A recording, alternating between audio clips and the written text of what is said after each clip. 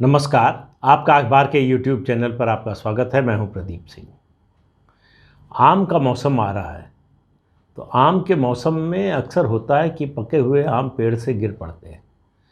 अपने देश में कुछ राज्यों में राज्य सरकारों का भी यही हाल है कि कब गिरेंगी। पक गई हैं, कुछ पक गई हैं, कुछ पकने की जो है वो उस ओर अग्रसर है, उस प्रक्रिया की ओर। तो कब गिरेंगी और कौन से पहले गिरेगी ये कहना मुश्किल है, लेकिन मुझे लगता है झारखंड की सरकार शायद सबसे पहले गिरेगी। इसमें नंबर बिहार का भी है और महाराष्ट्र का भी है और राजस्थान को भी जोड़ सकते हैं। सरकार गिरने से मतलब मेरा है नेतृत्व परिवर्तन भी जो है सरकार गिरने की श्रेणी में अगर आप रख लें। राजस्थान में नेतृत्व परिवर्तन हो सकता है, इसकी संभावना लगातार बढ़ती जा रही है। लेकिन अभी राजस्थान की बात नहीं करेंगे, महाराष्ट्र की भी नहीं और आज झारखंड की भी बात नहीं करेंगे। आज बात करेंगे बिहार की। किसी नेता का कद बढ़ना, पद के साथ और पद से ज़्यादा बड़ा हो जाना और उसके बाद जो उसका पतन होता है, तो वो देखने में बड़ा कष्टदायी होता है। और यही हो रहा है नीतीश कुमार के साथ। एक समय अटल जी, आडवाणी जी और अरुण जेटली से बराबरी के स्तर पर बात करते थे। अटल जी, आडवाणी जी सीनियर थे। उसके बाद जो है उनके राज्य की बात करें तो लालू प्रसाद यादव से बराबरी की बात होती थी, हालांकि बड़े भाई मानते थे। अब नीतीश कुमार की हालत ये हो गई है कि वो तेजस्वी यादव के सामने नतमस्तक है। पिछले एक हफ्ते में उन्होंने जो कुछ दिखाया है उससे बड़ा साफ है कि उनके अंदर बड़ी बेचैनी है कि किसी तरह से तेजस्वी यादव उनको रिकॉग्नाइज कर लें, उनको स्वीकार कर लें। तेजस्वी यादव के यहाँ उनकी स्वीकार्यता सुनिश्चित हो जाए। इसके लिए वो किसी भी हद तक जाने या कुछ भी करने के लिए तैयार। वो लालू प्रसाद यादव परिवार के इफ्तार की दावत में गए, घर से अपने निकलकर पैदल गए। उसके लिए उसका भी एक संदेश देने की कोशिश की है। जिस तरह से वहाँ परिवार के लोगों से घुले मिले, लगा ही नहीं कि कभी दुश्मनी थी, कभी विरोध था, कभी नाराज़गी थी। एक समय जो लोग कहते थे कि इनको जो है घर में घुसने नहीं देंगे, वो स्वागत कर रहे थे। जो कह रहे थे नीतीश कुमार की कभी वापसी नहीं हो सकती, शिवानंद तिवारी, वो अब कह रहे हैं कि शर्तें हैं। अगर वो भाजपा का साथ छोड़ दें, अगर वो ये घोषणा करें, ये वादा करें कि इसके बाद कभी पलटकर भाजपा के साथ नहीं जाएंगे और तेजस्वी यादव का नेतृत्व स्वीकार कर लें, तो मुझे लगता है कि इन तीनों बातों के लिए नीतीश कुमार बिल्कुल तैयार दिख रहे हैं। सवाल ये है कि लालू प्रसाद यादव के परिवार से न्योता तो आए। अभी तक तो न्योता सिर्फ इफ्तार पार्टी तक का आया है। साथ आने का, साथ सरकार बनाने का जब तक न्योता नहीं आता, तब तक नीतीश कुमार की ये छटपटाहट, ये बेचैनी जारी रहेगी। आप देखिए, शनिवार को यानी आज जो है देश के कानून मंत्री ने एक बैठक बुलाई है देश भर के मुख्यमंत्रियों की। केंद्रीय कानूनों में आईपीसी, सीआरपीसी में बदलाव और तमाम कई मुद्दों को लेकर नीतीश कुमार ने उसमें आने से मना कर दिया। वो अपने किसी मंत्री को भेज रहे हैं, शायद कानून मंत्री को भेज रहे हैं। ये एक इंडिकेशन देने का तरीका, ये अगर नीतीश कुमार की राजनीति को आप जानते हैं तो ये मैसेजिंग है। ये कोई मजबूरी नहीं है, कोई और कारण नहीं है। ये भारतीय जनता पार्टी के हाई कमान को सीधे सीधे संदेश है कि हम अपना अलग रास्ता चुनने को तैयार हैं। आप मुगालते में न रहें। लेकिन भारतीय जनता पार्टी की कमज़ोरी है और बहुत बड़ी कमज़ोरी है। और नीतीश कुमार की शिकायतें, उनका शिकायतों की जो संख्या है, उसका जो अंबार है वो बड़ा होता जा रहा है लगातार। शिकायतें तो उनको जब से लौट कर आए हैं तब से हैं, लेकिन 2020 के विधानसभा चुनाव के बाद से और ज़्यादा है। उनको लगता है कि उनका कद घटा दिया गया और अब वो अपना कद और घटाने के लिए तैयार हैं। तेजस्वी यादव का नेतृत्व स्वीकार करने के लिए तैयार नज़र आ रहे हैं। अब मुश्किल क्या है? मुश्किल ये है कि जब तक वहाँ से कोई क्लियर कट इंडिकेशन नहीं मिलता कि हाँ भाई बात पक्की हो गई, अब आगे मामला चलेगा, तब तक इधर कोई वो बड़ा कदम नहीं उठा सकते। इसलिए दोनों तरफ संतुलन बनाने की कोशिश करते रहते हैं। केंद्रीय गृह मंत्री अमित शाह पटना गए तो पटना एयरपोर्ट पर उनको लेने गए प्रोटोकॉल तोड़कर, और तेजस्वी यादव उनके यहाँ जेडीयू की इफ्तार पार्टी में आए तो तेजस्वी ही नहीं, तेजस्वी विपक्ष के नेता हैं, प्रतिपक्ष के नेता हैं बिहार विधानसभा में, उनके भाई तेज प्रताप यादव दोनों भाइयों को गाड़ी तक छोड़ने गए प्रोटोकॉल तोड़कर।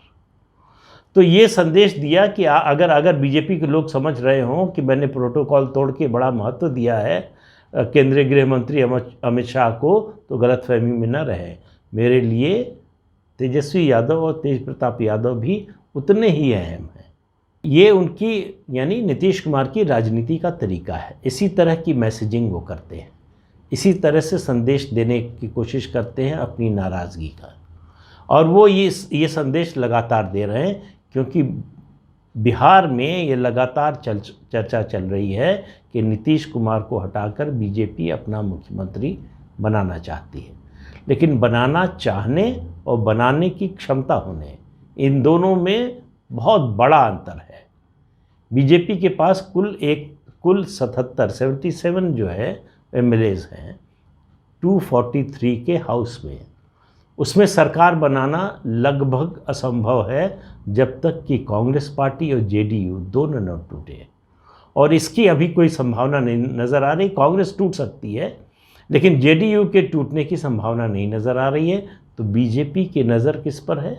बीजेपी की नज़र है आरसीपी सिंह पर, जो केंद्र में मंत्री हैं और जेडीयू के वरिष्ठ नेता हैं, प्रदेश पार्टी के अध्यक्ष रह चुके हैं, और नीतीश कुमार के एक समय सबसे करीबी लोगों में थे। उनकी नीतीश कुमार से करीबी के कारण ही ललन सिंह दूर गए। अब ललन सिंह जो है वो नीतीश कुमार के करीब आए हैं तो आरसीपी दूर चले गए हैं। ऐसा माना जा रहा है कि आरसीपी को लग रहा है कि अब बीजेपी के नज़दीक या बीजेपी हाईकमान प्रधानमंत्री और अमित शाह के नज़दीक रहने से ज़्यादा फ़ायदा है। तो इसलिए जो है वो लगातार इस बात की कोशिश करते हैं कि नीतीश कुमार के साथ कम से कम दिखें। ये दो इफ्तार पार्टियां हुई, एक राबड़ी देवी ने दी और दूसरी जेडीयू की तरफ से हुई। दोनों में आरसीपी पटना नहीं गए, वहाँ मौजूद नहीं रहे। लंबे समय से वो, अब ख़ास तौर से केंद्र में मंत्री बनने के बाद से वो नीतीश कुमार के साथ सार्वजनिक रूप से कम दिखाई दिए। तो बीजेपी के हलकों में चर्चा ये है कि बीजेपी ने उनको जिम्मा सौंपा है कि ये इस संभावना को तलाशें कि क्या जेडीयू से कुछ लोग टूट कर आ सकते हैं। अब इसमें कितनी सच्चाई है मुझे मालूम नहीं। इस तरह की चर्चाएं जब राजनीतिक गतिविधियां इतनी तेज़ होती हैं तो इस तरह की अफवाहें भी चलती हैं। तो ये अफवाह भी हो सकती है, सच्चाई भी हो सकती है। लेकिन इतना तय है कि नीतीश कुमार और बीजेपी के संबंध दिन पर दिन खराब होते जा रहे हैं। आपस का विश्वास खत्म हो चुका है। ये मजबूरी का गठबंधन चल रहा है। नीतीश कुमार को जब तक दूसरा ठौर नहीं मिलता तब तक वो नहीं जाने वाले। बीजेपी को जब तक जो है मजबूरी नहीं हो जाती कि अब नीतीश कुमार का रहना संभव ही नहीं है, तब तक बीजेपी कुछ नहीं करने वाली है। उसके लिए मुश्किल वही है जो बहुत लंबे समय से है कि राज्य में कोई राज्य स्तर का नेता नहीं है।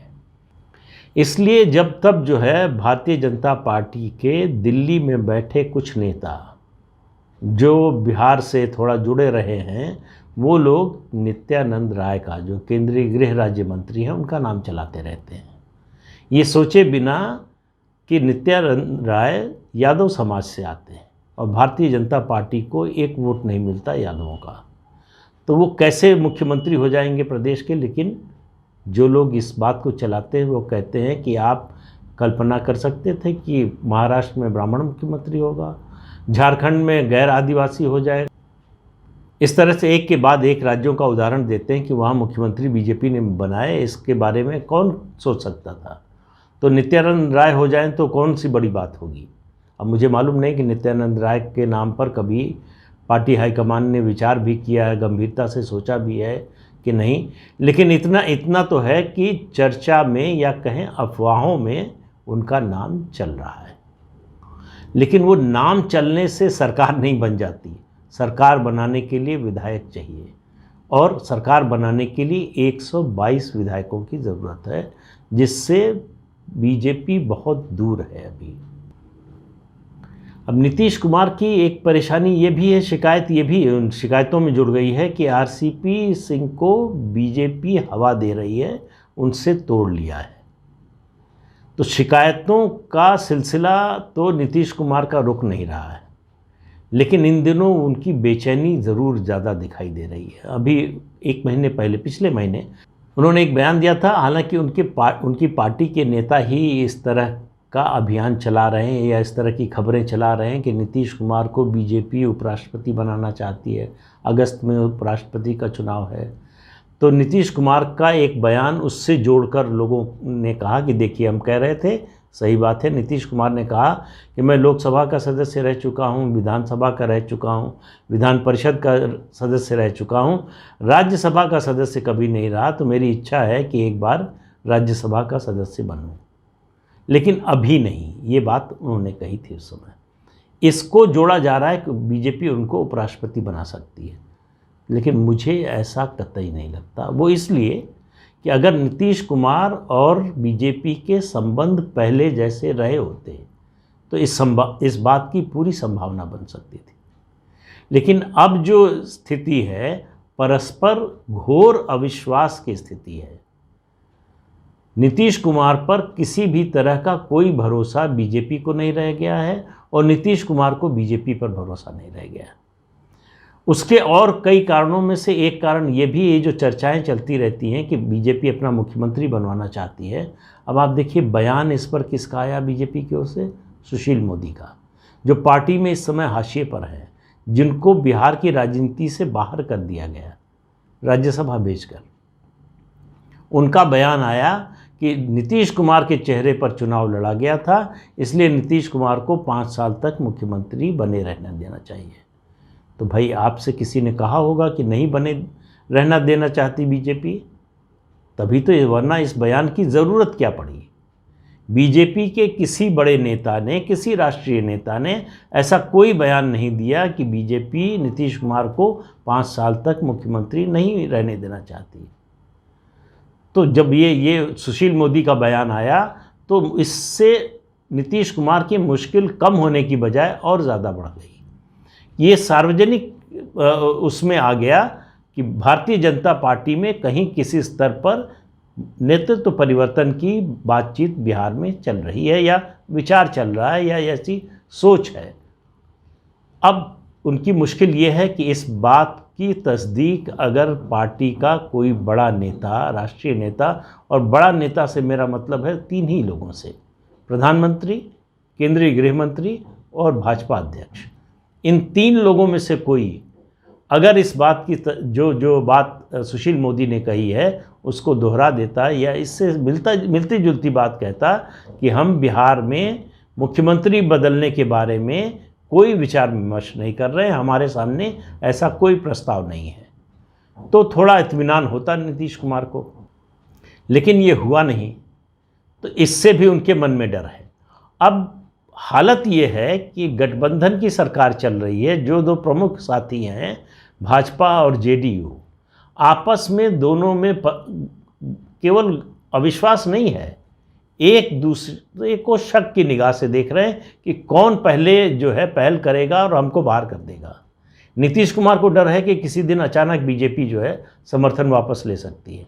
बीजेपी को डर है कि किसी दिन अचानक नीतीश कुमार फिर पैदल भागकर जो है वो लालू प्रसाद यादव के घर जा सकते हैं।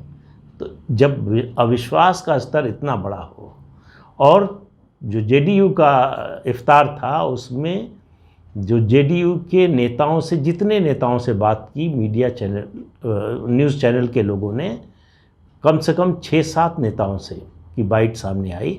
सबका ये मानना था कि अगर जेडीयू और आरजेडी मिल जाएं तो अच्छा होगा। तो आप देखिए, बात ये ऊपर तक ही नहीं, नीचे तक है। लेकिन जो लोग सत्ता में हैं, जो मंत्री हैं, उनको डर लग रहा है। वो डरे हुए हैं कि जैसे ही परिवर्तन होगा तो अस्थिरता आएगी, अस्थिरता आएगी तो हमारी कुर्सी का क्या होगा ये पता नहीं। तो वो चाहते हैं कि यथास्थिति बनी रहे, तो हमारी गद्दी बची रहेगी। तो जेडीयू में कई तरह के जो है विचार चल रहे हैं। एक, नीतीश कुमार को जो है इस यथास्थिति को बनाकर रखना चाहिए। दूसरा है कि नहीं, पाला बदल लेना चाहिए। तीसरा है कि नहीं जो है इन दोनों से अलग जो है अपना रास्ता अलग अपनाना चाहिए। लेकिन क्या करेंगे नीतीश कुमार, ये नीतीश कुमार के अलावा कोई नहीं जानता है, क्योंकि वो जब पाला बदलते हैं तो अचानक फैसला करते हैं, उसकी तैयारी पहले से करते रहते हैं। तैयारी करते रहते हैं, जिन लोगों को वो माध्यम बनाते हैं वो उनके अलावा और किसी को पता नहीं होता है। तो इस समय कौन माध्यम है आरजेडी से बातचीत करने के लिए, ये किसी को पता नहीं है। ये जब हो जाएगा तब पता चलेगा, या फिर नहीं होगा तब हो सकता है बहुत समय बाद पता चले कि कौन लोग कोशिश कर रहे थे। लेकिन इतना तय मानिए कि नीतीश कुमार और भाजपा के संबंध लगातार खराब हो रहे हैं। नीतीश कुमार और तेजस्वी यादव के संबंध लगातार अच्छे हो रहे हैं। लालू परिवार से उनका संबंध लगातार प्रगाढ़ होता जा रहा है, और इसके क्या राजनीतिक मायने हैं, इसका क्या राजनीतिक निष्कर्ष होना चाहिए, ये आप भी आसानी से लगा सकते हैं। तो इस अंक में इतना ही। अगले अंक में फिर मिलेंगे किसी नए मुद्दे के साथ। तब तक के लिए इजाज़त दीजिए। आपसे अनुरोध है कि ये चैनल देखिए, शेयर कीजिए, लाइक कीजिए और सब्सक्राइब ज़रूर कीजिए। नमस्कार।